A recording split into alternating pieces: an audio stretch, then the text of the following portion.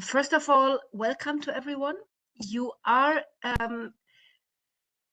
kind of taking part in one small part of our actual assistant instructor course.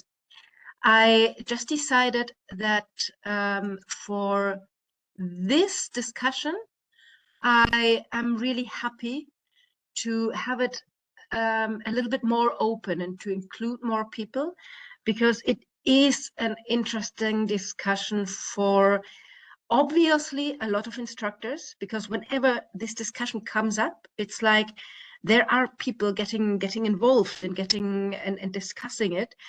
And in the same moment, like for some people, it looks like, but we are done already with this. But well, no, because when you look around, most instructors in the world teach on their knees. That's like the absolute standard. And it's just a very few of us who try to put neutral buoyancy from the beginning on into practice.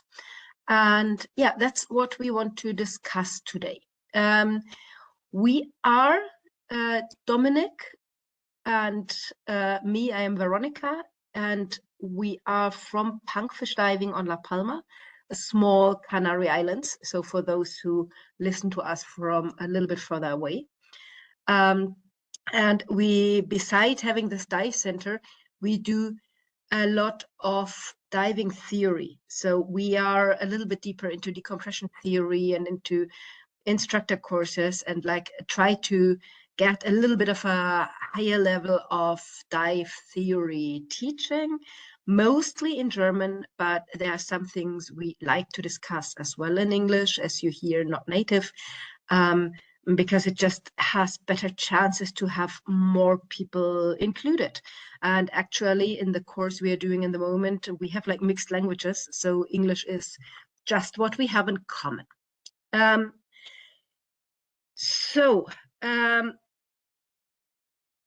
What is our question for today? The big question is, can you teach new divers to dive without ever kneeling on the floor? So if we have someone the very first time in the water, what is actually the best way to bring them into neutral buoyancy? Because for sure, they will not descend and float like a tech diver. It's like, how could they? This is not possible, but we have to get them there throughout the course. And there are different ways to get there.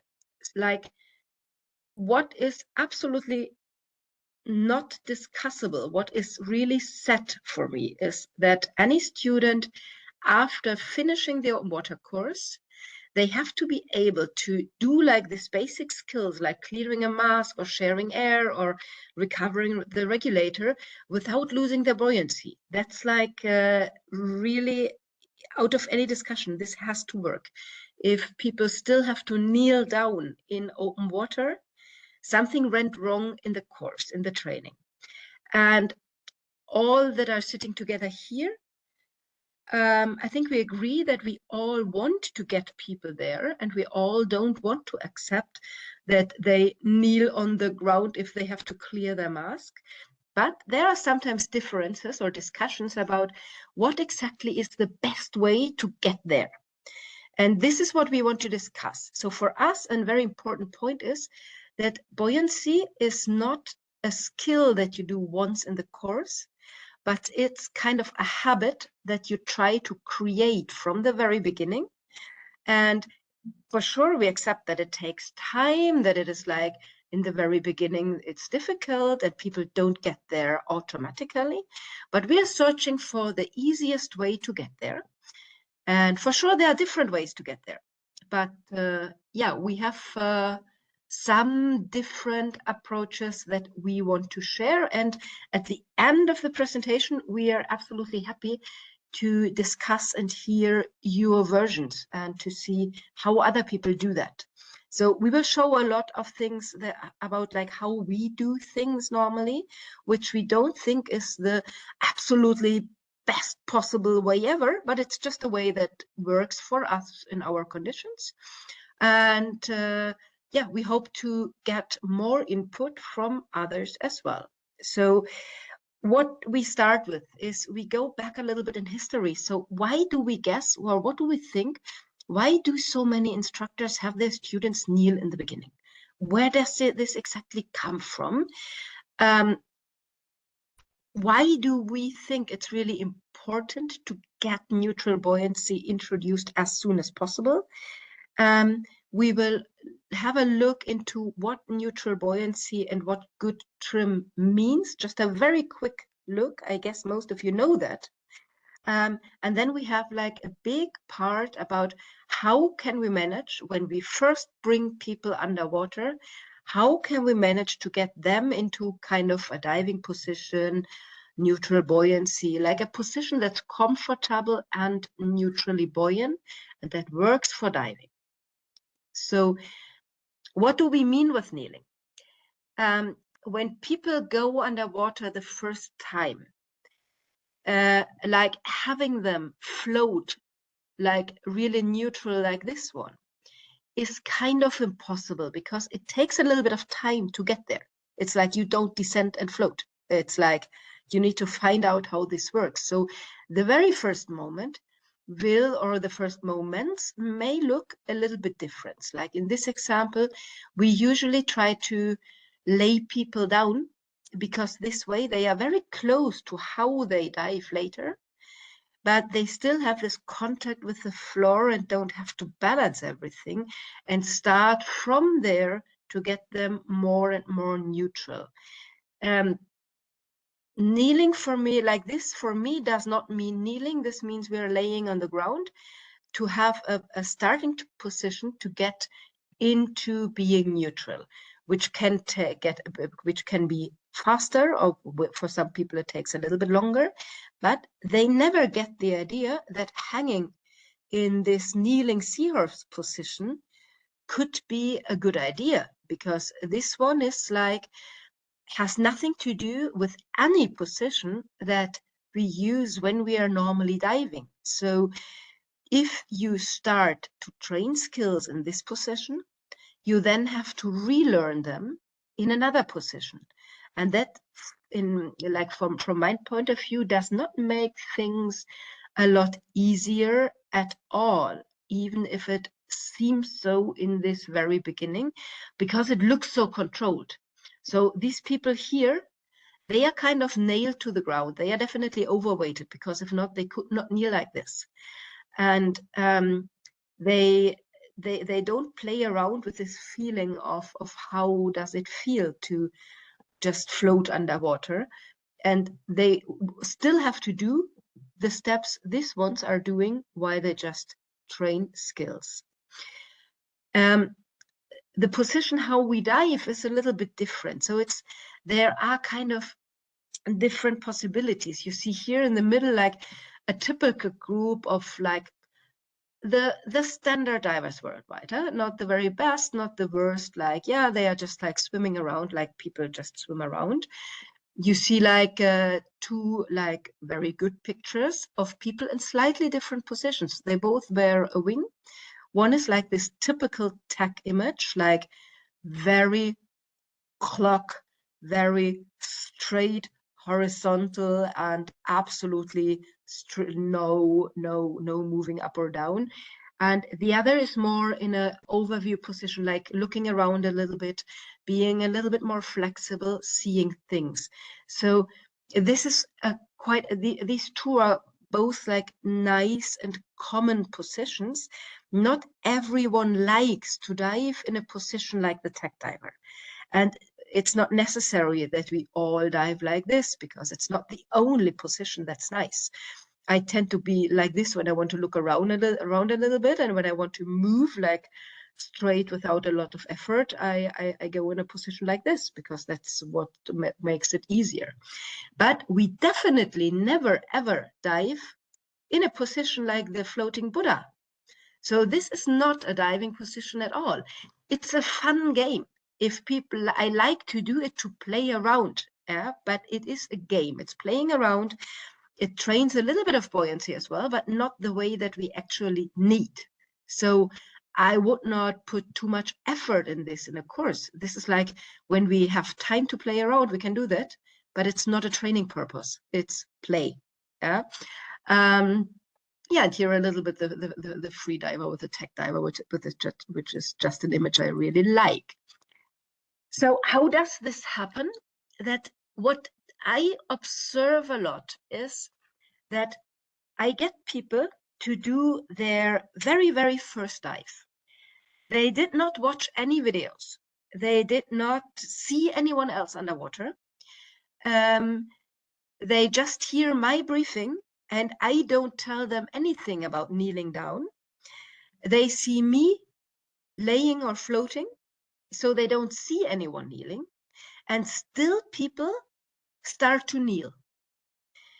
How can this be? There is an idea behind this, that possibly as we are so used to watch each other on land, so we stand in front of each other, or we sit in front of each other, our faces facing towards the other, that kneeling seems to be like the most natural thing to do to get into a position to see the other. Just like this guy here, just sitting down on a rock, because this is how we do on land. I know who he is, and I know he can dive, actually. Yeah?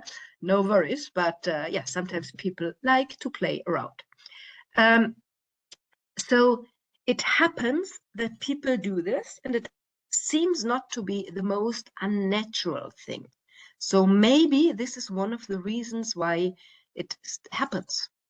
Then there is another idea about a reason, which came like from like a group of PADI instructors, like years ago, 15 years ago, already like started big discussions about teaching in neutral buoyancy.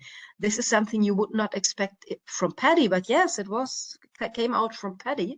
And they had this idea that maybe it just comes from the very old times when we don't have the BCDs like we have them now. Someone mentioned as well, like you needed lots of weight for the very thick wetsuits. And then once you had them compressed, you were overweighted, and kind of that it was nearly impossible to get in another position than kneeling, which actually makes sense. But with our today equipment, it's absolutely not the point anymore. So that was like the idea of maybe there were equipment restrictions in some moment, that like a lot of things just survived longer than the equipment itself. It sometimes happens, huh? How many people wondering about exploding pressure gauges? Well, yeah, long ago it does not happen anymore, but yeah.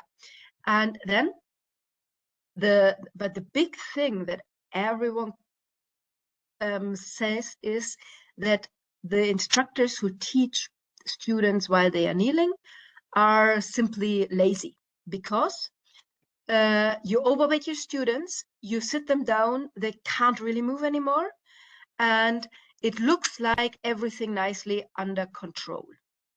The problem is that maybe a lot of people think it's actually easier, but you carry around a lot of weights. That's not exactly what I call light or easy.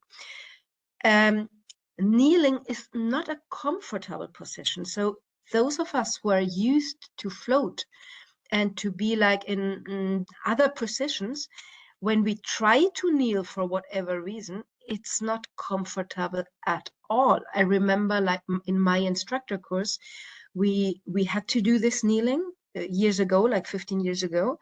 And for me, one of the big issues was how to be in a kneeling position for hours every day without getting cramps in my feet. It's not that easy. So it's not a nice, easy position. And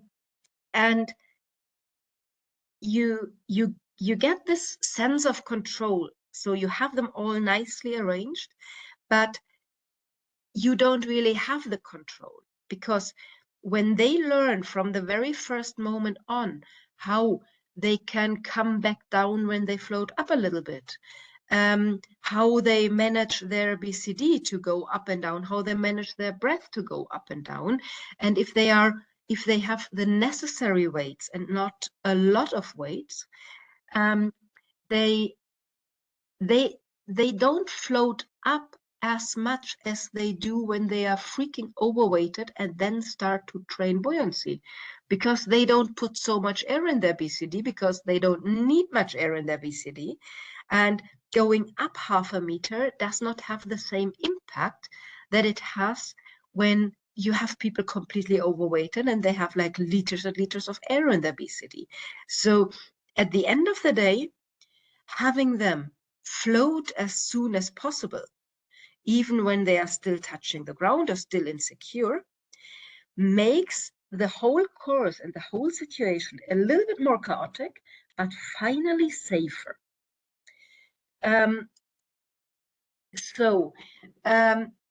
There were some people like, I explain a little bit like we have a helicopter just coming here, and it's very loud.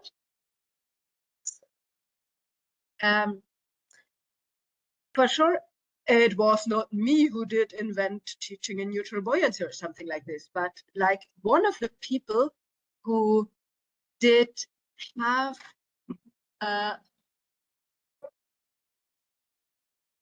something, there's a little bit of noise, but it will be over now. Like the people who did have a huge impact, like years ago, like we talk from like 15 to 20 years ago, where like one I really want to mention, who's Monica Rahimi. She got a little bit crazy by now, but she did write 2 books about diving without fear, and was really into getting people out of the seahorse position and getting teaching diving like in a smarter way. Then we had this paper from a couple of PADI instructors in these days. So they wanted to go this way. They did not win inside PADI, but at least they got some ground, and there are some PADI course directors who actually do teach in neutral buoyancy. And it was as well the growth of the technical associations, because some diving agencies are really keen on teaching from the beginning in neutral buoyancy, and that is usually the organizations that come from tech diving, where there's like just no discussion. You're neutral or you're neutral. Like you don't kneel in rebreather training. Like you don't really. So we have these official positions. SSI has in their standards that preferably we get students as soon as possible into a diving position.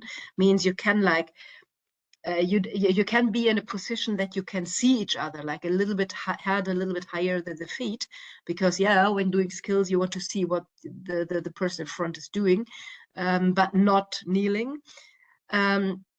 PADI even did a transformation in their instructor courses, and to score the highest points when you do your skill demonstrations, you have to do them in neutral buoyancy.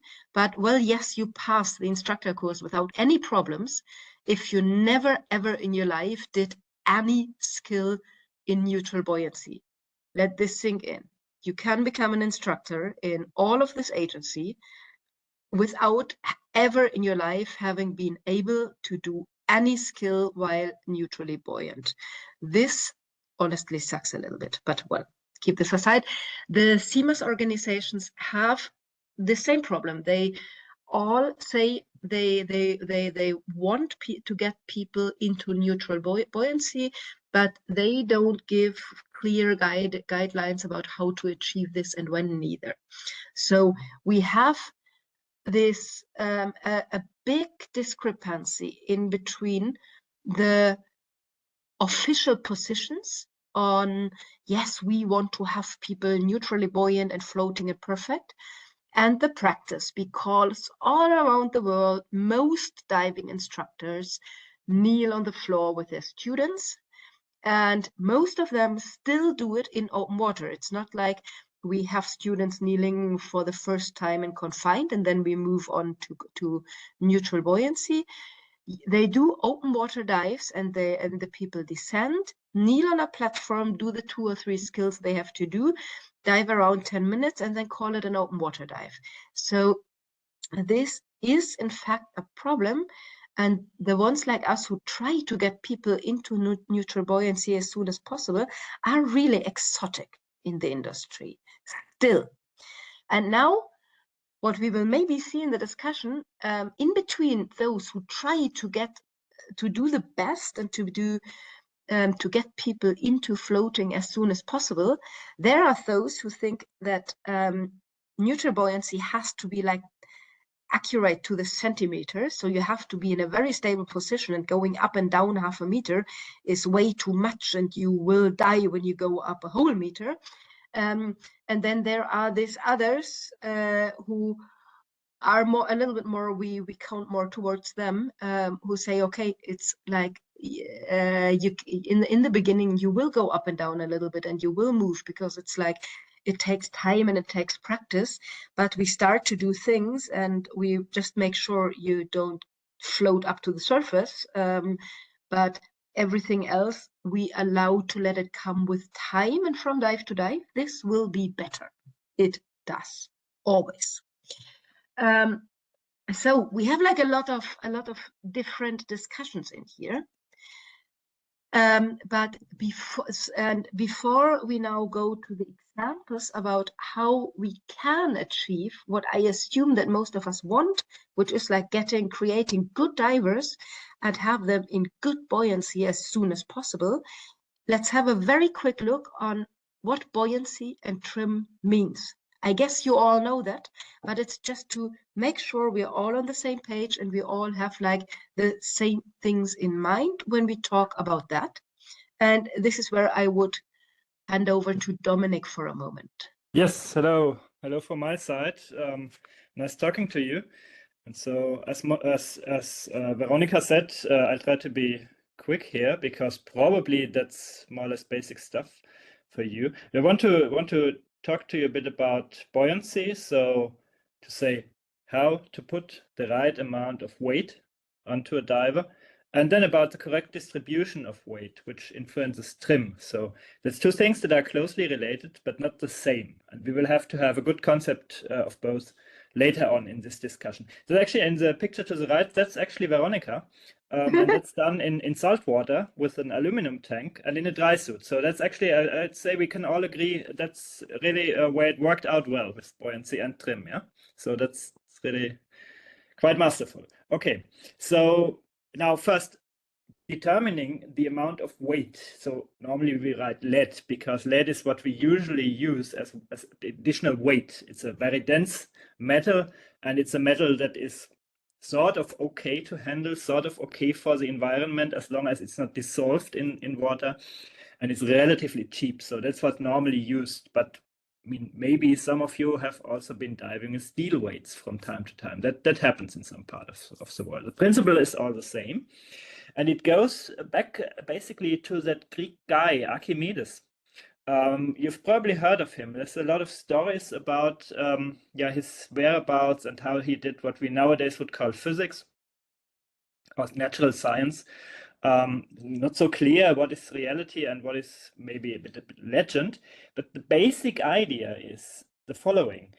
Namely, that buoyancy has to do with the displacement of water. So look to the sketch to the right. There is this cube, and this cube, if you push it underwater, it displaces an amount of water, logically, that is equivalent to the volume of this cube, because where this cube is, no water can be any longer. Yeah. So this cube pushes away water to have space for itself. That, however, does mean in the moment where this amount of water is pushed aside, a force starts acting onto this cube, a force equivalent to the amount of water that was pushed aside, and tries to drive up again this cube. That comes, actually, you can do this experiment for yourself if you just take a small bucket of water, for example, or next time you pour a cup of coffee, maybe you do it even today, because in the States it's still around like noon or so, probably, if you're joining from there. Now, if you put sugar into your coffee, what happens?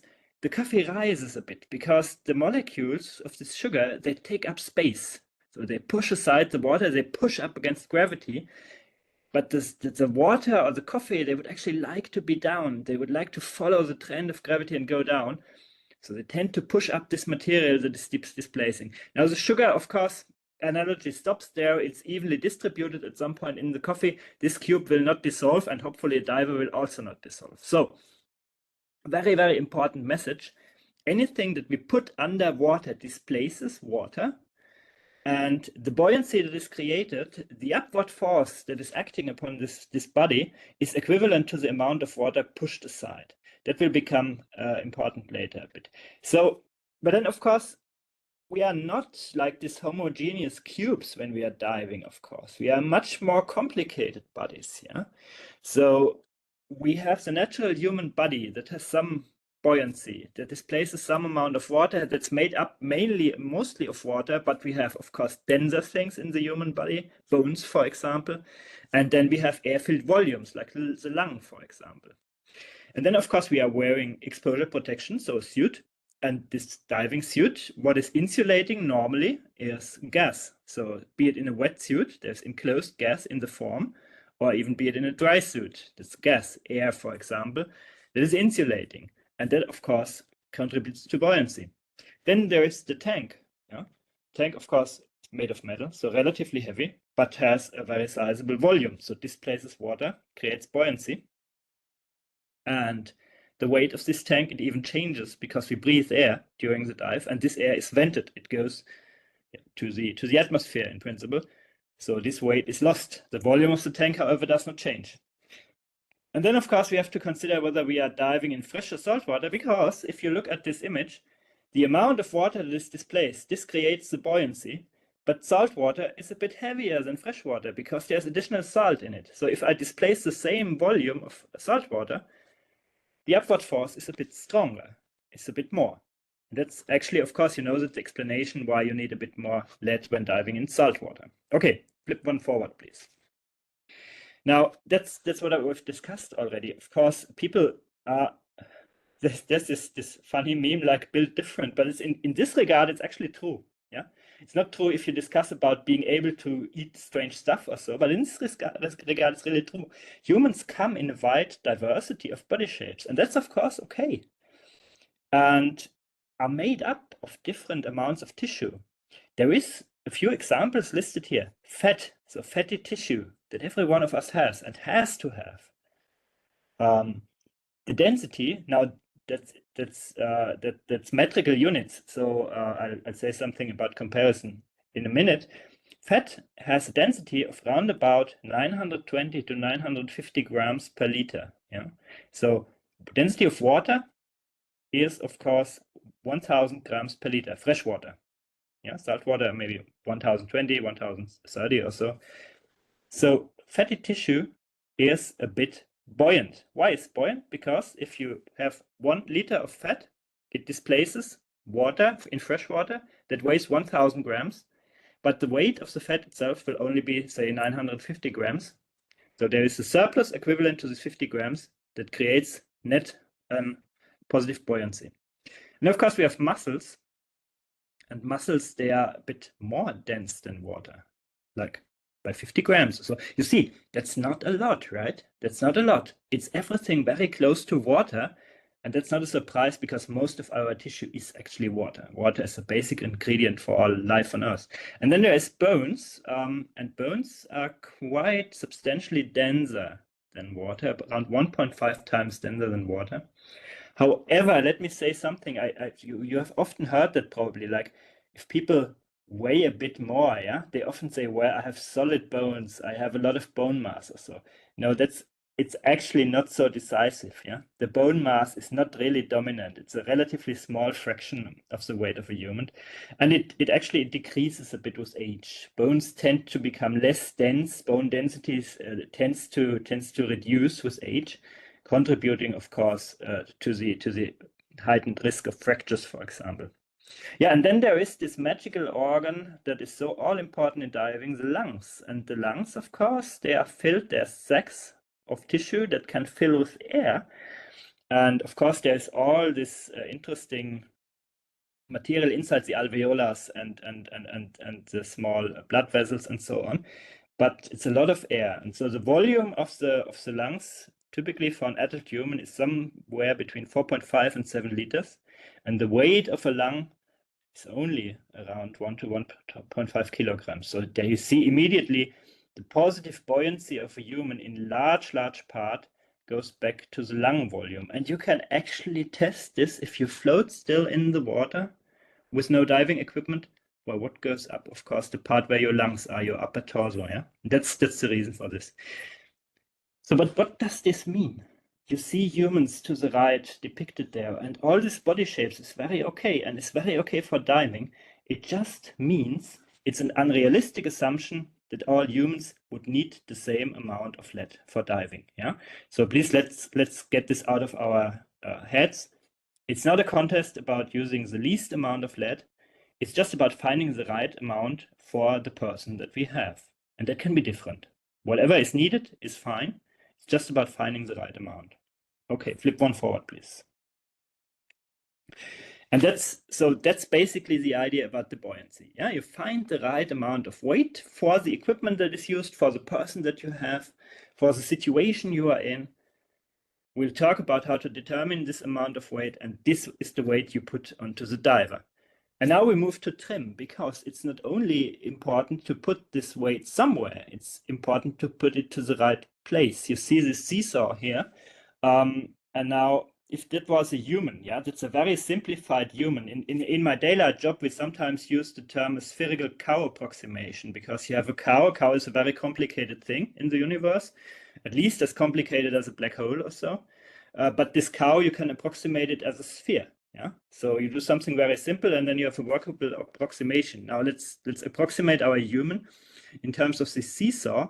The belly button of a human roundabout would be where this seesaw has the fulcrum, so where it lays on this triangle.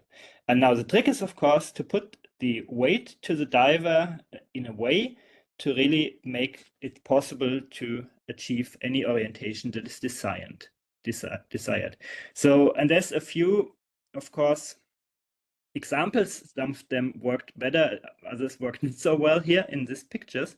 But the basic idea is, of course, as soon as a buoyancy is achieved, the idea is to achieve the possibility to come into the desired trim. Yeah, and that it can be even tested. Okay, now there is a bit complicated approximation of a diver here to the lower right. And there you see working these ideas that we discussed. What is important of the cylinder, because that's relatively heavy. Very close to the bladder of the wing or of the BC, of course, and that tends to be buoyant because there is an air volume in it and it's made of relatively light material. Then you have the belly button and the fulcrum here, that's indicated by this triangle. And you have a relatively important thing, that's the fins, because fins can be negative in some instances, and they have a very, very long distance from this fulcrum point. So the momentum they act onto, the angular momentum they cause can be substantial.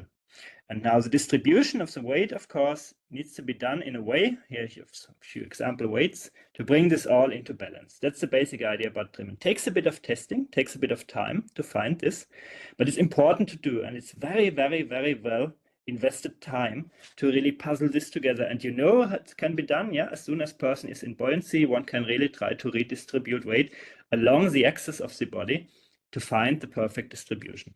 Yeah. Of course, a basic test for that is just stand still, hold your breath. That's one of the few examples where we don't tell people to always continue breathing. Yeah, it's okay for a short test if you are sure that you won't go dramatically up or down and you won't lose control, for example, because there is your instructor next to you. You can briefly hold breath to keep the volume of the lungs constant. Otherwise, this test is very hard to do.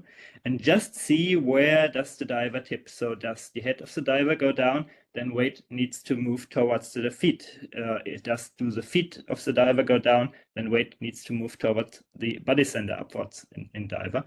Yeah. And then, of course, if the diver moves up down entirely, then, of course, buoyancy is not yet right. So there needs to be added weight or removed weight. And that's a multi-dimensional thing. So you have to shuffle around with this.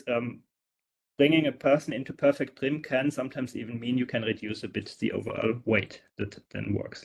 And then, of course, you have another axis like left-right. Sometimes there's also discrepancy in this. Can happen, for example, if a stage cylinder is carried. So you can also do minor adjustments, but it's normally not much because humans are long, but not very broad normally. Yeah. Okay. So, and with that, I'd say back to Veronica and about the idea of ways to get buoyancy just right. Yeah, so we will continue now with a lot of practice. So I have a couple of videos where we can see how it can look like, just as some examples. And we will go from this very first moment about how to get this very first breath done and this very first moment underwater, which is like absolutely crucial for new divers. Because it's like it's very easy to be overwhelming, and it's like a moment where you have to take a lot of care usually. Then we have a look on how this first descents look like, and how it would look like where once we get it really sorted and once it really works fine. A little bit about doing skills underwater and diving around underwater. How does it look like in different ways when we do it in neutral buoyancy? And a little bit about how to come back to the surface at the end of all this. Like, which is the best way to come back up in a very controlled way? And how can we teach people to do that? So, and this absolutely first moment is usually critical, and a lot of people who either have a pool for the first session, or like here, like fresh water and a line on the surface, like some place where you can stabilize people and where there is no water movement. It can make a lot of sense, and I think it's like a very good idea to have students at the surface, but laying flat at the surface, holding on to something, holding on to the edge of the pool or holding on to a line, and then just have their head underwater and breathe and like be in this position in which they want to be, or we want them to be later as well. It is even possible to make them do this without a mask, which does help a lot later in the course for other reasons. So it's like not our discussion today, but it's one of the things I think are a really good idea. And this is like, okay, we have this possibility to be in a pool first. You can even do it first with just mask and snorkel and lay at the surface, like get used to this, then put on the scuba gear, stay in the same position. And then you actually can do a very first descent if you are in a pool, in an actual real pool, and at this very shallow end of the pool. It's like quite easy because everyone just gets rid of all this air in the BCD and dumps down a little bit and then just falls down. And it's kind of easy to get people into position there.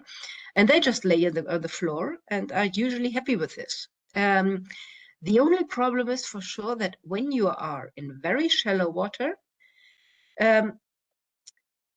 people do need a little bit more weight than what they would need when we are already a little bit deeper, for sure, because when you're at 1 meter depth, but you do wear a suit, to compress this will be a little bit tricky. And then like every breath you take has there is a huge difference between inhaled inhaled lung, like full lungs, and empty lungs.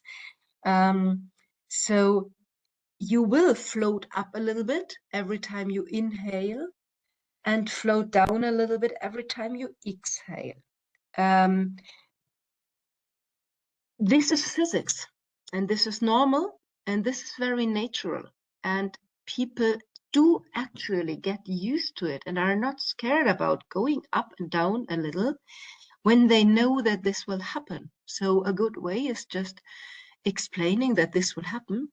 and make it visible on your own as well, because you don't overweight yourself like crazy neither.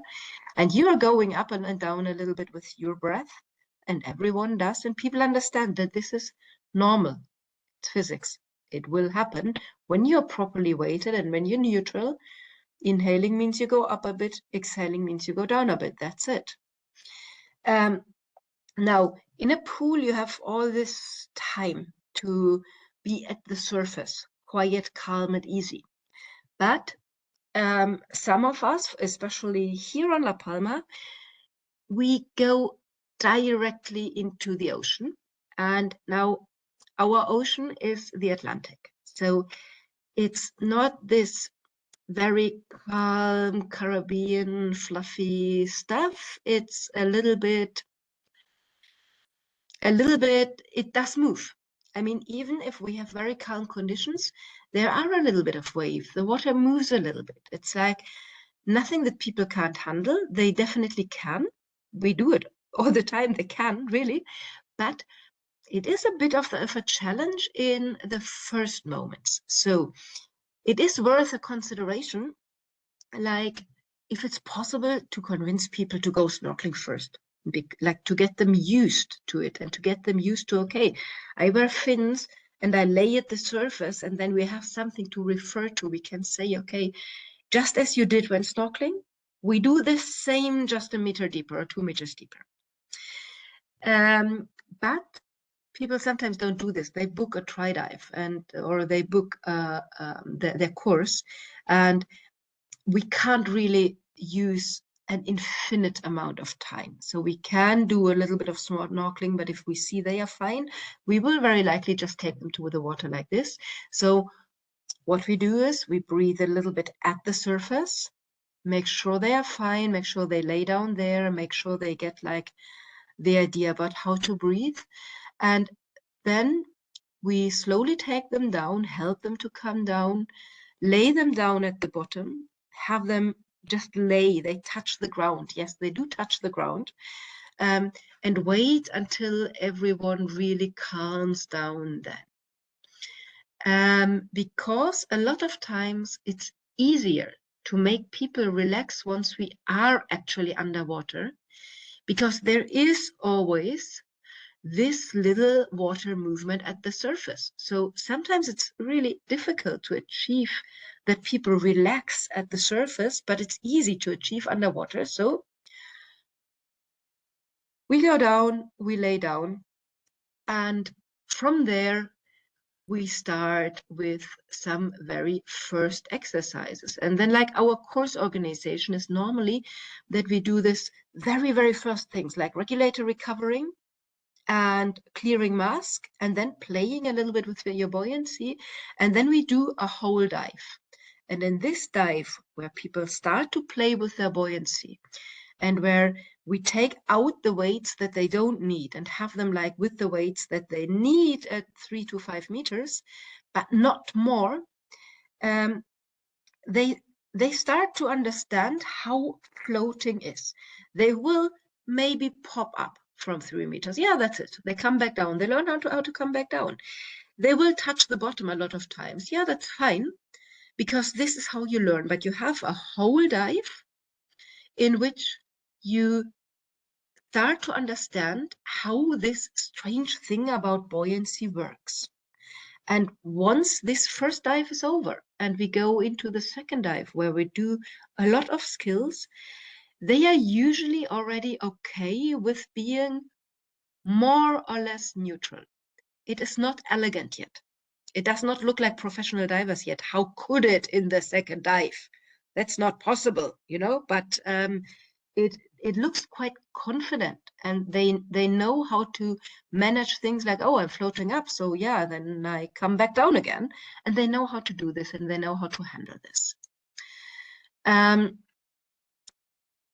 Now, a very difficult moment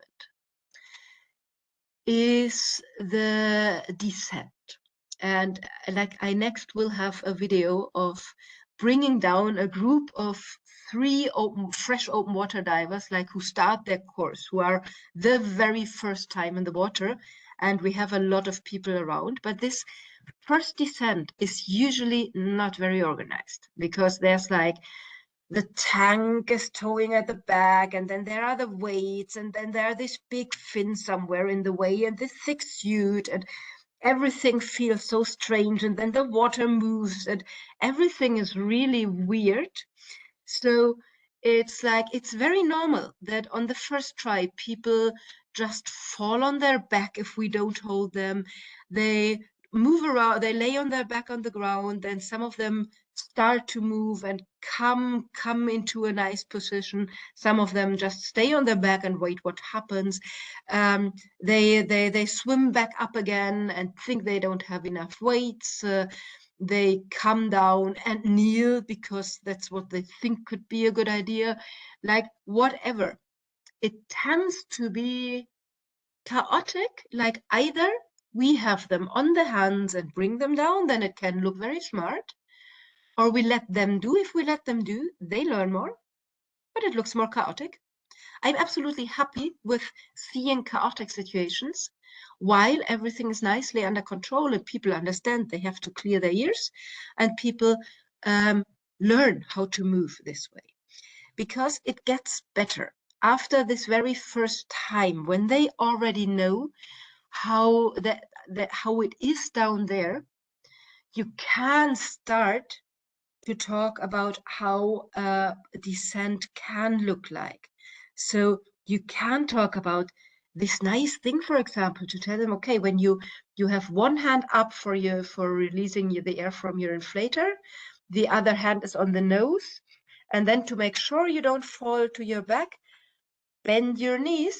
Like, that's the only time you can be kind of in a kneeling position, which is at the surface, because when you do it like this, and once you have your head underwater, you will not fall to your back, but can just fall forwards in a laying position, or like parachute position, and let yourself glide down. And then the second time, usually they still bump to the ground.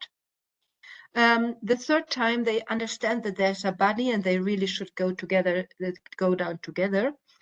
And with the time, they learn as well, like, to inflate a little bit their BCD before they actually hit the bottom. And then they learn as well how to go down when they lack a little bit of weight. So, but this is a process, and we all know that this very first time can be a holy chaos. So let's have a look on one of these situations of chaos, but chaos on a very manageable level. It's the beautiful thing here that I know all these people in this picture still. So this is the one with the yellow fins, is one of the students. It's 3 students in all. And she's like trying to get into position. She is a swimmer. So she is one of these persons who get into a good position really fast and easy, because she knows what to do with her body. Then there are 2 men, and they are both a little bit more tricky to handle, because they are not so strong swimmers, and not that young, as this was like the one female was like very young and like but a very sports person and a very good swimmer. And the 2 men were not that young and like a little bit more tricky in the beginning. So you see something quite normal. So people are now down, are like starting to swim, float up again. Then, okay, let's see if this guy comes down, or if he maybe does actually really need a little bit more weight. We give it a moment and we wait if we really have to put weight in or not. Because it's like the easy solution is always like put more weights in, but at the end of the day, it doesn't work. I mean, I think this is the moment where we say, okay, 1 more kilo might be a good idea, but first we make sure there is no air left in the BCD. You've seen like this person here, like just moving the fast release. to see if we can get the air out. And this is actually when training starts. We have them in a position that they are somewhere in between kneeling and laying down. It's just like minutes after they've had their first breath underwater. So this was not a long time. And we have them like this in this moment to start this very first exercises. They see the instructor in a neutral buoyancy position, so they can copy this, but they are not able to be like this yet. You see, they are still like, they still had a lot of movement. So we can't expect this to be perfect in this moment. They take their very first breath, but they are already in a position from which they can start the actual dive, and it will look better and better now with the time. Now, what's important for me, really important, is that the students see the demonstration of skills in from an instructor who can do this in neutral buoyancy. Why? We will have a look now at the difference, how it looks like when someone is doing it kneeling or doing it in neutral buoyancy. And for this, I did choose this very first skill, regulator recovery. And this is the version of kneeling, which means, yeah, I will take my regulator out. The person is, the good thing about it is that it's very easy to see the whole person and what she's doing. That's right, that's very easy. But now she has to lean to the right and do something unrealistic. She does like touch the leg and touch the bottle and then stretch the arm to get the regulator back. If we are diving, touching the bottle to find your regulator or touching your knee to find your regulator is just so absolutely not necessary at all.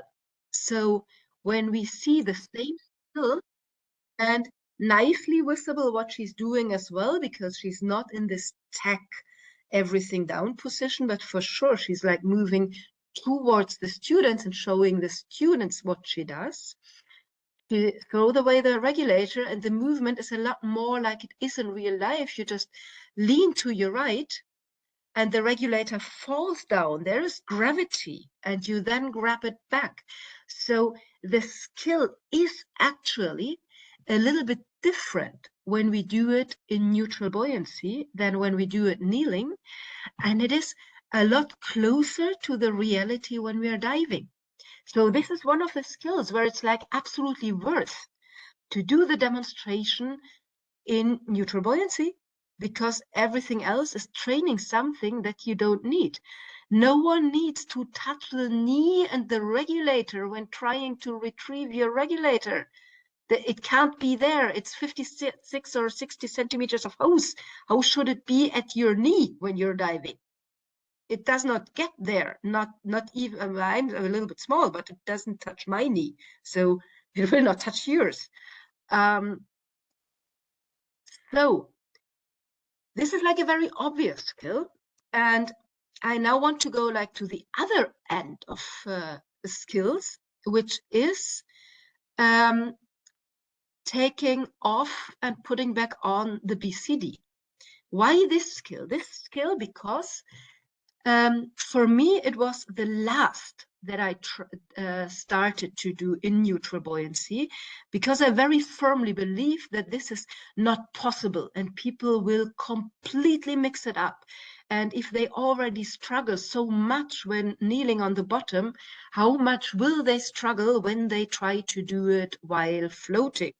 And this must be completely chaotic, but honestly, it's not at all. Since I do this with my students, like more or less neutrally buoyant, and for sure I allow them to touch the ground, because it's like if it happens, they start like laying, they take it off, they get a little bit out of trim, out of everything, because they are floating around with their equipment. But they are so much more flexible in taking it off and putting it back on again, that I have really, really no problems at all anymore with students doing this skill. It just works fine. It has like these two critical moments of getting the BCD off your arm and to your front, and then this other critical moment of taking it back. And yeah, and we have some outtakes here from some real courses, because yeah, for sure, the first times people try it, it can be a little bit crappy, but basically this is no, that's not even a little bit crappy. This is no, this is me trying to simulate students' problems. And honestly, I've never seen a student so bad like I do in this case. So yeah, let's yeah, this. So I do this. The versions you've seen here, it's well, the last one. Okay, he did cheat a little bit. He had a very thin suit, but this is 7 millimeter and the ice vest, and this is okay. In this case, it's just 5 millimeter, but I have actually done it in a dry suit. Dry suit with integrated weight pockets is really difficult. But honestly, if you dry suit with integrated weight pockets is nearly undoable when you're kneeling, and it's easier when you're floating. So in however situation, kneeling makes it less stable, because when you are neutral, when you're floating, you still stay in one connection with your equipment. You just move it from your back to your front, but it's still on you. When you take it off while you're kneeling on the ground, it is the only way to get it done in a more or less okay way is to have one leg in front of you and then put down the equipment on this leg to help you to stay down. This is not easier than just putting it in front of you. So it works. I've done it in a dry suit and with weight pockets in the dry suit, but it, like doing it in a dry suit and with integrated weights, it's for me out of reach to achieve a nice, beautiful demonstration quality, because it really lacks elegance in this moment. It's like, yeah, maybe if anyone is able to do that and it really looks good, I want the video and I want to see how, because when I do it, it works. I don't go up, but it just doesn't look good. Honestly, it doesn't look good. Yeah, that's life. So, but yes, it can work. And it is like a good example that most things, once you get used to this chip and once you know that it kind of, once you know that it works while you're neutral, you find out that it's actually easier than you thought. So then the next one is, now we did the skills, we did train them in confined water, and we start moving around. So what can we expect in the open water dives when people are doing the skills for the first time in open water? So usually we don't do this too deep, and it's like we are prepared that they might lose buoyancy on their first try, because it's like still a little bit new, but we get them there. And like something, how it can look like and how it's like quite okay and quite nice for me. It's like, oh yeah, we keep swimming, the whole group keeps swimming. Some look a little bit better, some not that good. They put on their mask again, they are fine, they are still moving a little bit more than the instructors. Oh yeah, that's fine. Some are still moving their arms because they did this their whole life when swimming, and it takes more than 2 or 3 dives to get rid of this habit. So yeah, for sure it takes a little bit of time, but they don't freak out. They get things managed. This one needed a little bit of help to not float up. So it was like, yeah, we would do this again on the next dive. So until it's really under control. But it is like quite nice for the moment, and it is completely under control. It just looks a little bit more chaotic than when you have your people kneeling in a circle. So you have to live with the fact that your course looks more chaotic when you have beginners in neutral buoyancy, because they need time to become good in this. They are not good from the very beginning.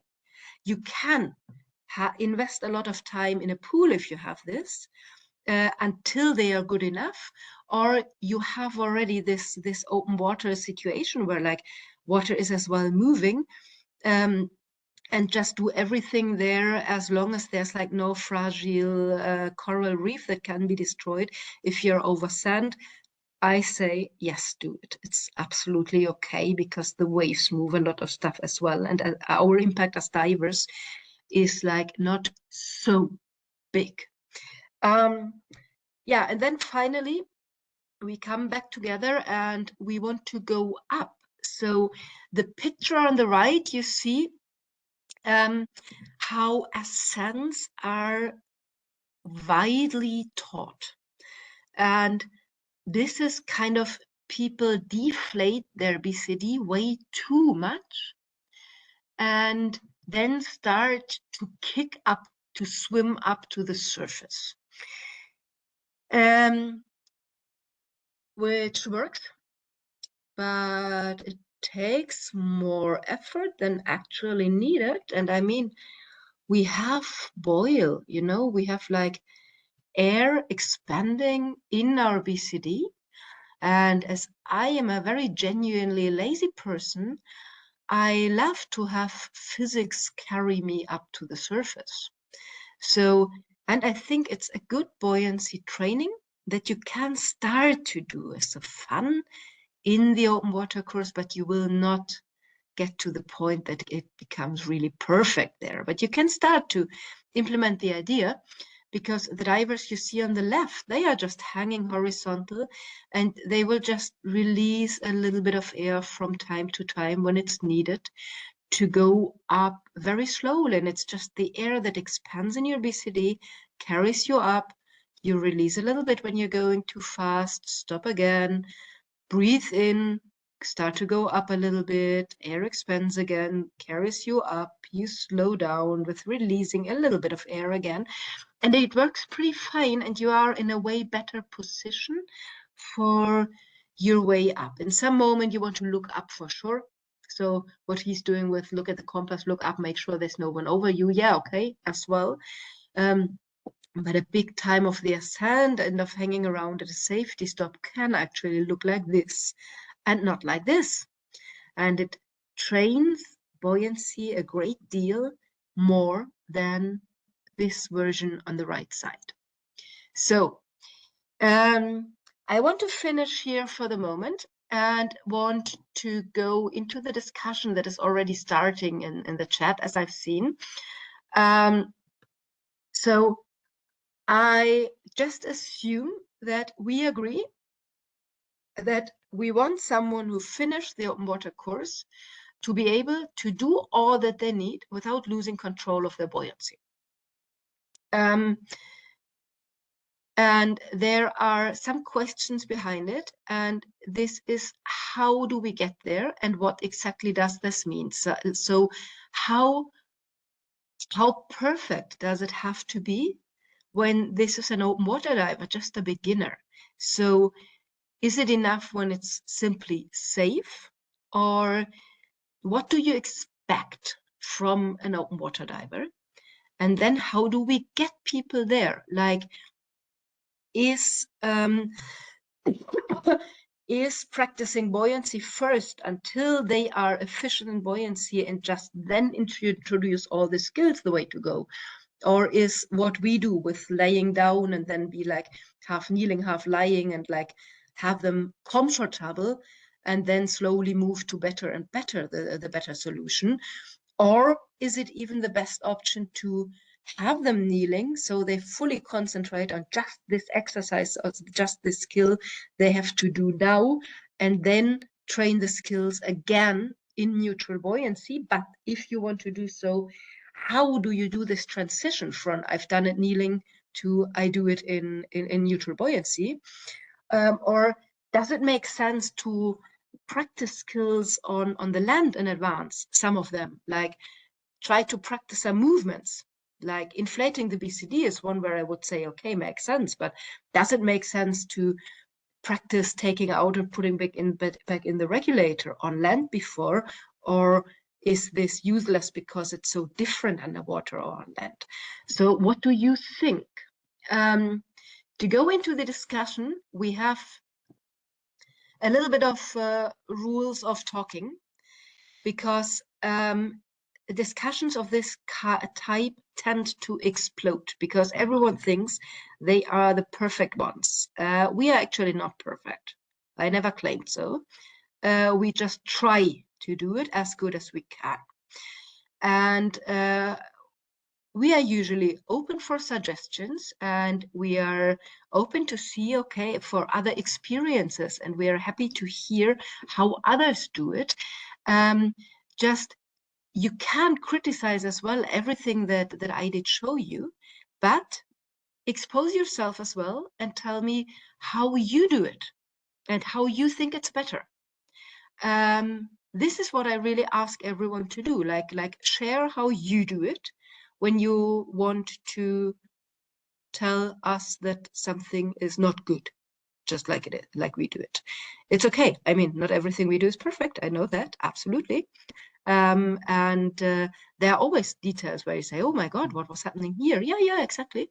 Because we all look absolutely crappy in one moment through in every dive, and we all look very good in one moment, at least in every dive. Yeah, we are willing to discuss everything, but with the necessary respect, because we all want to create really good divers, and that's like the consensus that I assume that we have. Okay, so I will get out of the presentation and open the discussion. Can I very briefly say something? Yeah. Because to me that's helping enormously when thinking about, I see a video somewhere and I really think, okay, that does not look good, and what is happening here and so on. I really like to think to move away from this exceptionalism about diving. I like to think about myself when I learned skiing or riding a bicycle. How many times did it take to mess up?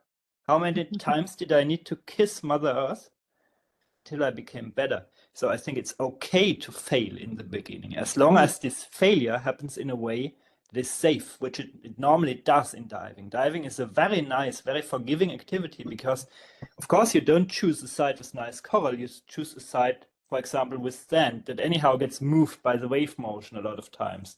So there is no real harm done if a person touches the ground. And of course, you choose very safe, confined water where there is not an arbitrary depth. And then it's, for people, it's okay to fail a few times. And then they get better. By failing, we get better, yeah? Okay, that's... So for me, that helps tremendously to think about learning skiing and falling, all the time falling. And then you get better. Learning to ride a bike as a kid, huh? Yeah. It's like everyone did in some moment, and everyone was bleeding. Probably. I don't remember, but probably. I was. If I would start to ride a bike again, I would be again.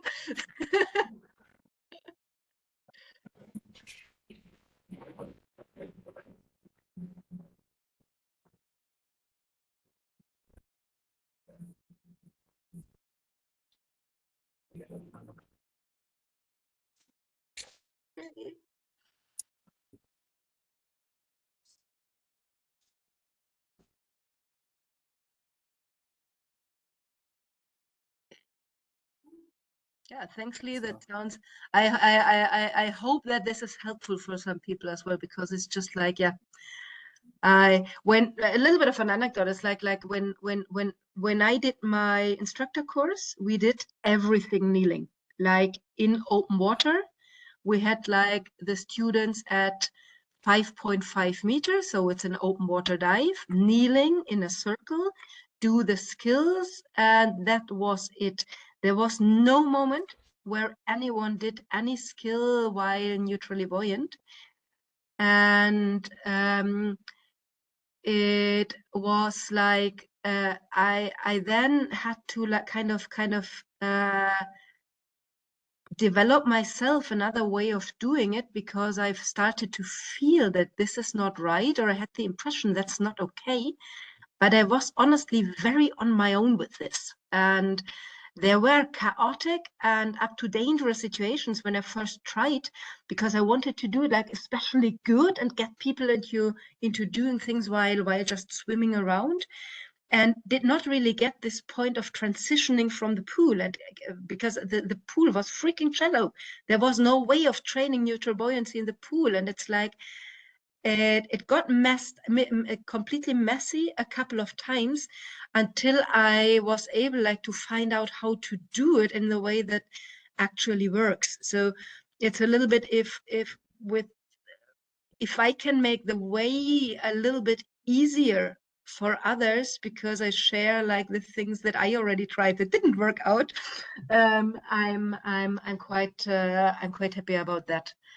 And it's still like, and then I was like I was looking forward to do, yeah, I will do the instructor trainer seminar, and there for sure, as SSI wants to teach a neutral buoyancy, for sure we will hang around and discuss how to best apply this. And no, the whole instructor trainer seminar I was the only one in between these 20 people who did not kneel. And this was a little bit disturbing, honestly, like. I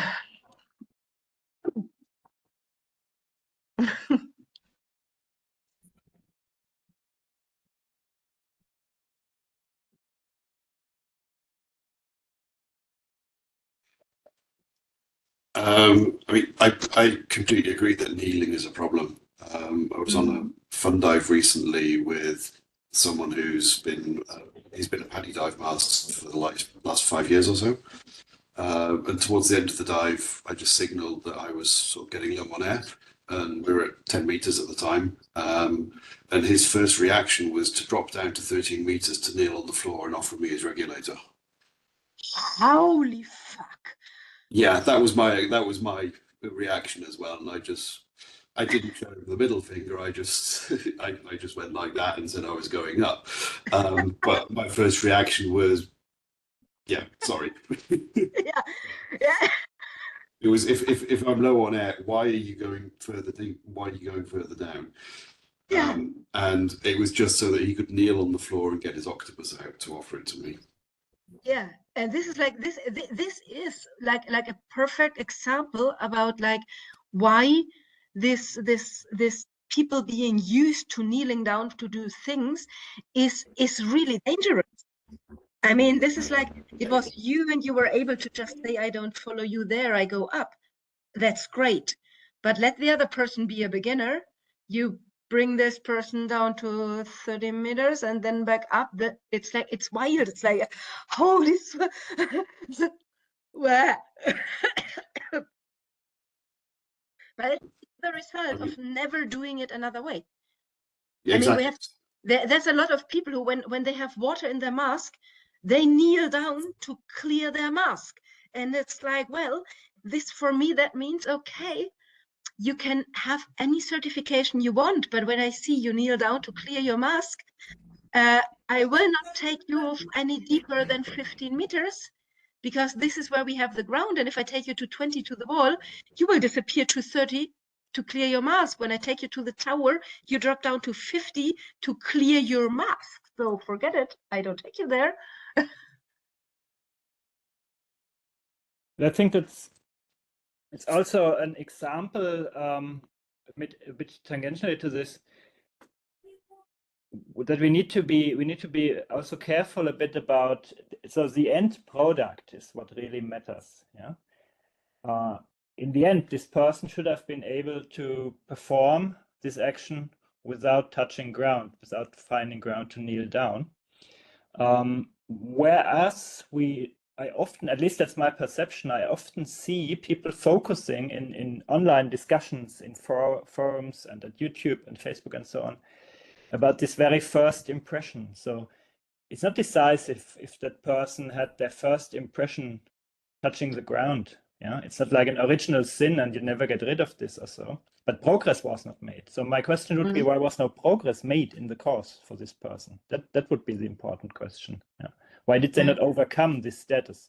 Maybe they at first they have seen it healing. Okay, but why did they not make progress? Yeah. Yeah, it's like when the dive master course and like the training for skill demonstration happens on the knees as well, then they are never in a situation where they train it while they are floating. So this is like for me as well, I don't really care if there are some instructors who say, no, the very first session, I have them kneeling because they are so overwhelmed anyway, and I prefer to progress back from kneeling to floating later. That's fine with me. Like, I don't fight this. Yeah, it's like it's a absolutely possible approach. But how does it happen that you get to dive master level and you still did not do it? And this is partially as well in the standards, because it's like for me, it should be a requirement in the dive guide that you perform all the skills while maintaining neutral buoyancy. And then you find for yourself a demonstration version that best suits you. So if someone decides that their demonstration looks better when they are kneeling and they show their whole upper body, I can kind of tolerate this, but I cannot really tolerate that they are not able to like do it without kneeling, like as a dive master, and not as an open water diver. Like if an open water diver is not really touches the ground or like has to like hold on for a moment somewhere because he gets a little bit out of trim or like moves a little bit too much, I'm fine with this. I mean, open water divers are toddlers, they can look stupid. Hey. Yeah.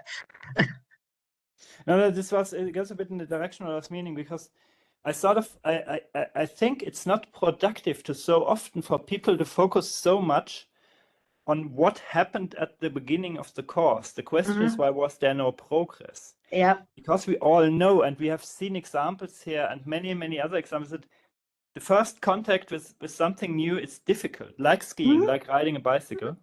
And then, of course, there is also the option. I mean, some instructors do it. They do very extensive dry runs, yeah, with the skills on dry land. But then again, I mean, if this logic of an original sin, like the first thing you did is what imprints you, if that were right, this would also not be a good idea, because standing in a seminar room is also not a natural diving position, yeah. So the first contact, it must be sort of feel strange. That's natural. Question is, why is no progress made? Yeah.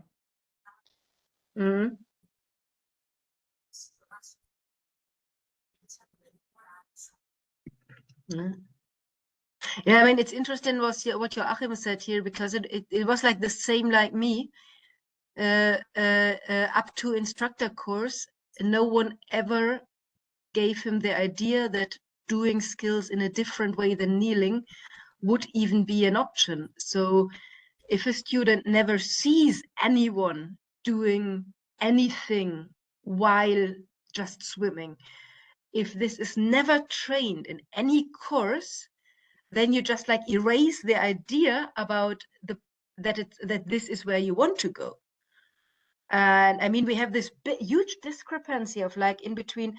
There are some like kind of as well a bit narrow-minded tech organizations. I mean, it's like sometimes what Dominic said, they come up and they want this pictures of the perfect diver in perfect trim and perfect neutral buoyancy from the very beginning, which I see very honestly as very unrealistic. because this like tumbling around and falling around and finding out how to move underwater is so normal and it's so necessary. And it's like, yeah, do it, fall around, fall to your back, fall around, go up, go down. But then in some moment, but yeah, this majority of instructors and trainers are still on like never progressing from there on, and I'm not sure, or honestly, yeah, I think I do know, because it comes from like if the trainers don't learn how to do it while neutrally buoyant, the instructors don't learn how to do it while neutrally buoyant, the dive masters don't learn how to do it while neutrally buoyant, and then the students don't learn it neither. So there's never the moment when this transition happens, if you don't start it from the very beginning. Like Nat, just turn on your microphone and talk. Yeah, for me as an instructor, it's a matter of control. So I'm an Irish instructor and we don't have good visibility. And so in confined water, then I demonstrate a neutral buoyancy so they can see the end product that we aim for. We get them to complete the skill in shallow touching if they want, or if the skill is kind of a loose cylinder brand or something, they could be swimming. And then we have another very obvious distinction between open water and confined water, where in the open water portion, then I'm requiring them to do the skill and they'll just do it as you're swimming along. So they're kind of subconsciously already, we've developed hovering and neutral buoyancy. So it's a second nature for them just to get to practice the skill. And following this, as you come into the technical instruction side, then performance requirements list that skills must be completed neutrally buoyant. So the distinction between recreational and technical, that we don't have these distinctions, that they must be kind of neutrally buoyant. So this could be something that we can see in the future as more and more kind of skills develop down from this level of diving into recreational, and we're seeing more backplates and wings and this kind of discussion. Yeah. I think that's quite interesting what Nat said about the restricted availability part of the open water stuff. Because I mean, when I trained, it was in Austria, so all the confined water stuff was in the swimming pool. The instructors, I mean, they were all tech divers, so we did the stuff kneeling in the pool just to sort of like get used to everything. But as soon as we went out to the lake, if you touched the bottom, it would be zero visibility because there was just that much silt. So a lot of the skills that we then did in the open water, it was basically trying to do them in neutral buoyancy, so without kneeling on the bottom. If things did go wrong, you ended up impacting them anyway, but then we'd just go and find another spot of water that didn't have an atomic cloud. But so for me, it would be perfectly normal to try and get everything sort of working in neutral buoyancy. It's not necessarily the same attitude that my current diving center has. Yeah, visibility is an issue, and it's like I'm maybe like here we did like visibility is never getting like really bad, like compared with a German lake, but it can get bad, and we have like installed like a line on the ground where we can hold on and have people hold on to this line. That helps a lot because it's like they don't drift away. They feel a little bit more under control. There is something to hold, but then when they hold to it, they are kind of automatically laying, because kneeling and holding is very uncomfortable. It's like it helps. It helps because I understand the control issue. You're like just for looking good, you don't want to lose a diver. That's for sure.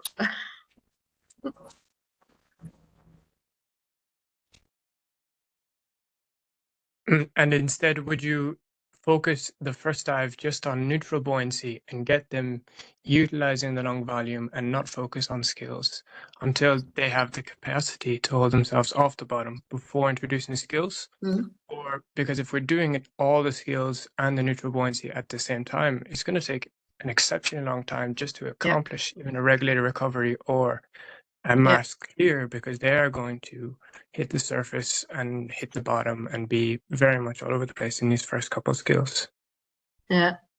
Yeah, I usually I like the way we most of the time do it, because we have this, we organize the very first dive like just like a tri scuba, like a tri dive, and do really just like take regulator out, put it back in, regulator recovery, and like half full mask and clear it, and then have a whole dive like 40 minutes, just diving around, 3 to 5 meters. Which I see as, yes, is if they float up, let them float up. If they touch the ground, let them touch the ground.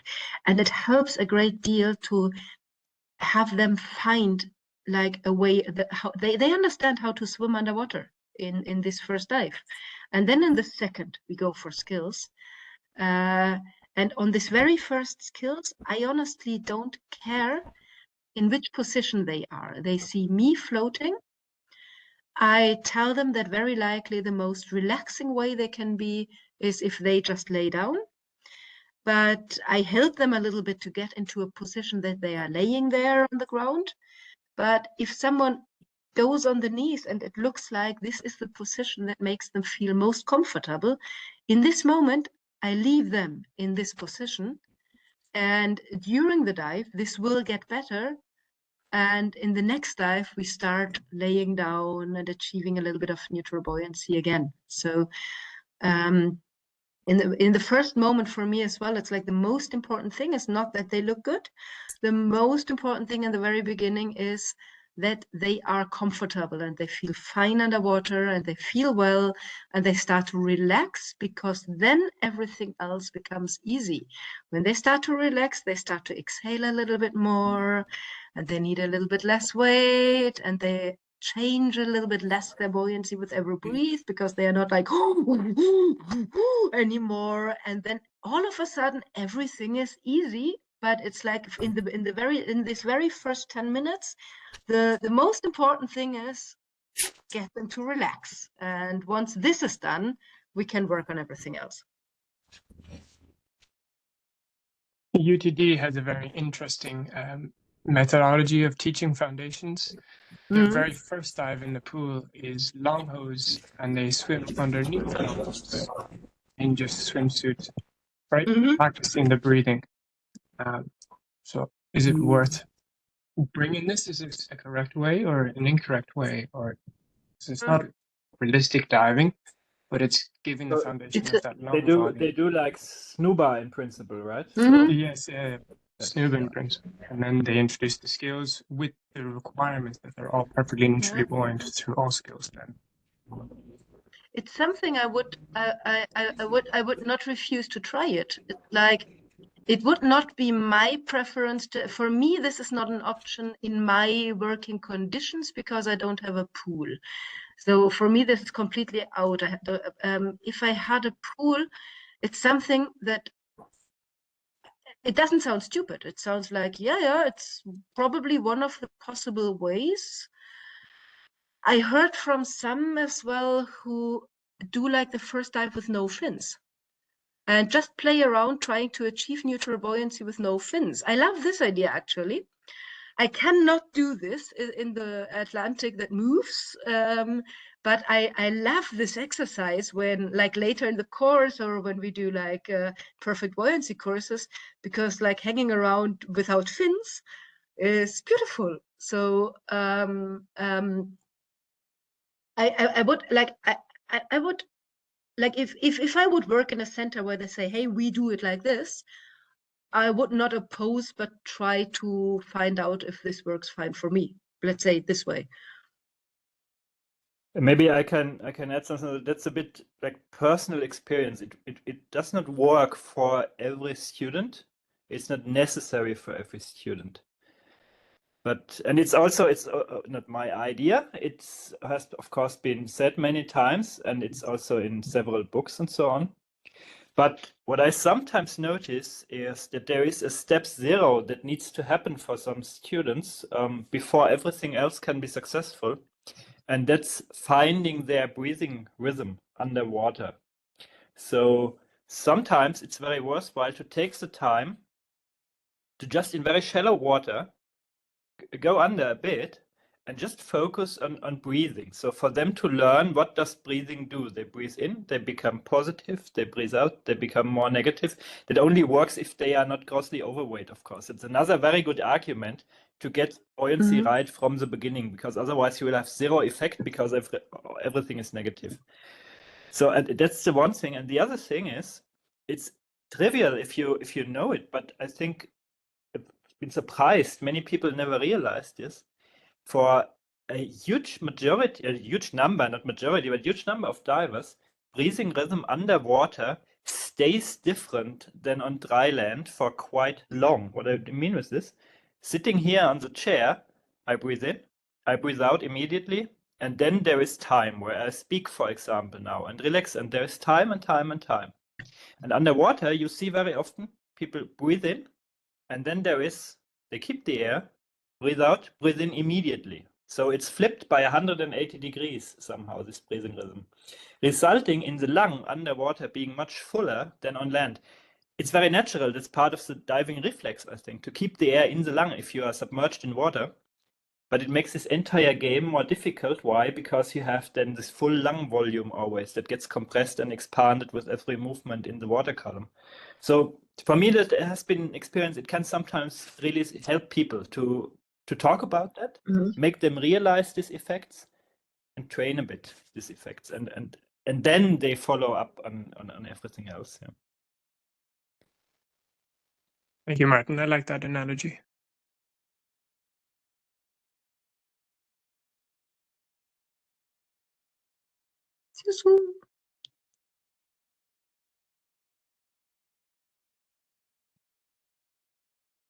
In a swimming pool, I guess, I don't teach in it, but they're often very shallow, which is, again, a very challenging place to develop the skills of hovering.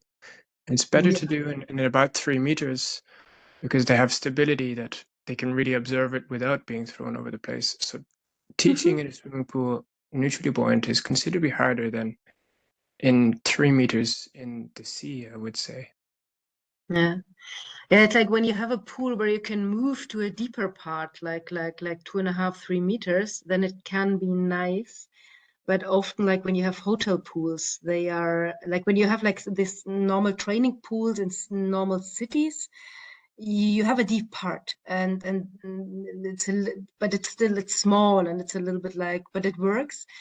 This 1.60 meter hotel pools suck like hell because you don't really have you can teach there is no place for real neutral buoyancy. It's like you can stand in a diving position like with the fins on the ground, but you can't have the feet off the ground because then your head sticks out of the water, even if it's me. So it's like, yeah, it doesn't yeah, some people have their head out of the water even when they are kneeling. So it's a little bit it is difficult, but like being directly in open water has like other disadvantages, like you was the visibility you were talking about, and for us it's like the water movement. But you don't fight water movement with kneeling because it makes it even more uncomfortable. Like if there is this constant little swell, at least when you float, the whole group just floats a little bit. That's fine. We just start in one side of the bay and end at the other side of the bay. That's okay, all under control. But when you kneel, it's like it gets really uncomfortable because it's like it's just a constant movement.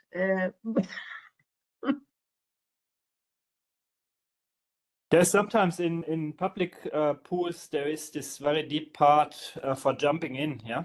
So, but that again has a bit the issue that there is no transition. It's deep everywhere basically. Yeah. So you have no shallow part where you can move from and so on. But that's yeah. Everything has pros and cons somehow. Yeah. And somehow you have to find the way like to adjust to your conditions. Like different conditions require different methods. So we can like collect a set of possible solutions, But like I did my courses in very different ways throughout the years, and I did adapt a lot again and again. And I would not say that I'm done with this. I'm still like, every time that someone brings in new ideas, I do still change things. Like it's because there are always nice ideas that I've never heard before. And it's like, okay, let's try it. And sometimes I try it and I find out that no, does not work for me. But and sometimes I find out that okay, this is great. Like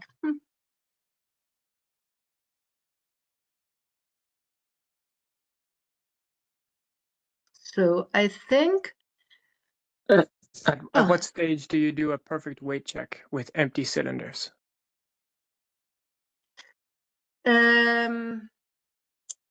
Very good question. Checking at the end of the dive and like towards the last open water dives. Yeah, this you can do. Else, of course, I mean, it's possible, of course, to calculate the difference, because normally, yeah, you a cubic meter of air at normal pressure is 1,200 grams or so. So, and you know how much you plan to breathe, right? If you have a 10-liter tank and you breathe away 150 bars, which you would call empty then at the end, then of course you have 1.5 cubic meters equivalent at ambient pressure. So it's a bit less than 2 kilograms that you went out. This you can have in your head, yeah, when checking. For me, it's a bit like a very practical solution. Is we most of the time we don't do like an ascent from 5 meters, but we like swim back to the shore, depending a little bit on the waves, how close we can get. But when it's nice and calm, we can even like swim until we can stand up. And then it's like, if you manage at the end of the dive with the empty tank, you don't have any more weights in, you don't have any air left in your BCD, but you just don't drift up, then it's fine. And if there's like, I sometimes make them like, okay, at 3 meters before we actually go out, like check if there's still air coming out of your BCD. And if there was still air in, and you're then like a little bit heavy at the end, we can take a kilo out, and then we try the next time, like until they are at a level that there's really no air coming out at this very end of the dive. And because it's like the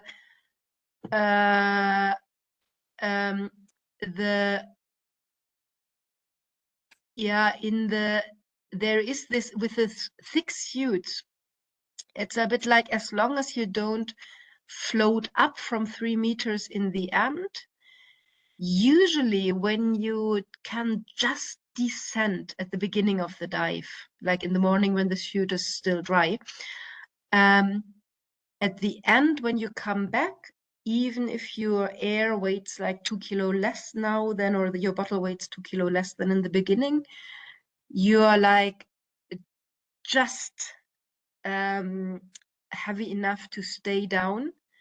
Because as well, most people, when they descend in the beginning of the dive, they are a little bit less relaxed and they have the lungs a little bit fuller, if they want or not. And it gets easier towards the end. So it's like, because some people say, yeah, when you can just descend at 2 kilos, and I would strongly say that with thicker suits, it's not really necessary most of the time. But like then finding out one by, yeah, everyone has to find out about this on his own as well with the time. So I can like sometimes I find it nice to have 1 kilo more than strictly necessary, because there are points of the dive where it comes in handy. Like crossing the wave breaker in Cancajos means like you go through a very shallow area where you have water movement, and you have to you swim a little bit, like you need a little bit more effort, and you will breathe a little bit more, and you can't just have this very relaxed breathing, and you are like at 2 meters in water movement, and there you want 1 more kilo than what you actually really need. Yes, it's the same in the dry suit. Teaching, we need a little bit more weight to keep gas in there. How are the dive centers? Do you work in 1 pound weights or half kilo weights, or are they all 1 kilo weights? Like, what is the accuracy that we're getting students to be neutrally or correctly weighted? Kilos. I have some pieces with 1.5 kilos to nicely adjust for 5 kilo or 7 kilo, stuff like this. But usually like as 500 gram more or less does not really make a very big difference. I'm fine with kilo wise. I normally carry a few 500 gram pieces just because they fit into the trim pockets of BCDs on the upper part of the tank. So, but regarding buoyancy, normally in wave movement, you don't really come down to the precision of half a kilogram. Yeah. In freshwater, when it's very calm, that can happen. Yeah, but. Yeah, I think it's as well like when you're in a place where you handle just a small amount of weight, like if you're in freshwater with a steel tank or even with the like thinner suits where you have like 2 kilo, 3 kilo, something like this, their half a kilo difference might have like a bigger impact than when we talk about the difference between do you need 8 or 9 kilo, like Yeah, for me, I carry ankle weights, which are half kilo, clipped onto my equipment just on the shoulders, that I can donate them to students if they need by the end of the dive. Just that extra 1 kilo is enough. Yeah, it's usually this tick they need for this half a kilo is because it's a little tick that they need, not the. It sounds like a good idea.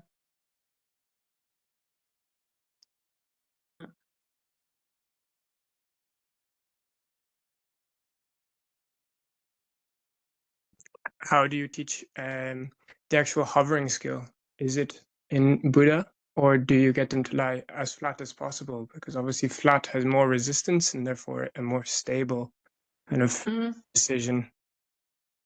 Yeah, for me, like being just nicely horizontal is the most the closest to real diving. So that's fine for me. It's like easy enough to do. And I don't see any sense in doing like Buddha stuff or shit. And like standing up is like then you always will kick your fins as well. So it's like for me, horizontal is nice. I think, to be honest, I don't know what your experience is about this, but this Buddha style thing is actually easier to do it horizontally. I think that has two reasons. One is you make yourself more compact, so you have not so much angular momentum from the weight of the fins and so on. And the other thing is, I think, so that's my theory, the other thing is you tense your body because you grab the fins and there is tension all over. And that, of course, improves balance normally. So I would say people telling others that the Buddha is hard to do, they are close to cheating, actually. It's actually easier than being horizontal. Yeah. So let me phrase it this way. I have nothing against doing it, but I think it's actually easier. And we want to achieve something that we can really use, which is horizontal trim. So to demonstrate that you are in good buoyancy, the Buddha is, I think, not a good yardstick. It's a stunt, but it's not a good yardstick, to my opinion. It's very distinctive between each student form and type. I mean, someone with larger legs will be inverted during Buddha, where if you can trim the equipment kind of correctly and have it correctly weighted on them in a balanced rig, then the skydiver, it takes more work to get to them to that stage, but it is more balanced once correctly fitted, kind of like side mount to back mount. Once it's kind of correctly fitted, then it's very stable. Yeah. Is it what I was really what I had a real struggle with, like in my instructor course, I still remember this. Paddy insisted, like it was like, first of all, I was not able to do the Buddha. And then I was really happy to hear that Buddha is not standard. You can just you find a nice pose to demonstrate hovering, and it will be okay. By the end of the course, I was even able to do the fucking Buddha, but it's like, for me, it was not easy because I did constantly fall, and I was really good in just hovering moveless in the middle of the water horizontal. I was absolutely able to maintain buoyancy, but not in the Buddha position, and neither in a shallow pool. We're getting the fins down to do this fin pivot bullshit, which you can only do in shallow water when you're overweighted. And then most women have more problems with this than men, because the weight distribution, or the distribution of body fat, is just different. So it's like, when I properly weighted, I don't get my fins to the ground, and I don't need to get my fins to the ground because that's not where my fins go. But I remember like preparing myself for this fucking instructor exam by putting a little bit of weight into my boots to be able to have my fins on the ground. Yeah, I would not do this again today. And then blowing through my mask a little bit of air under my hood, so I had a little bit of air here to get my head up. Bah!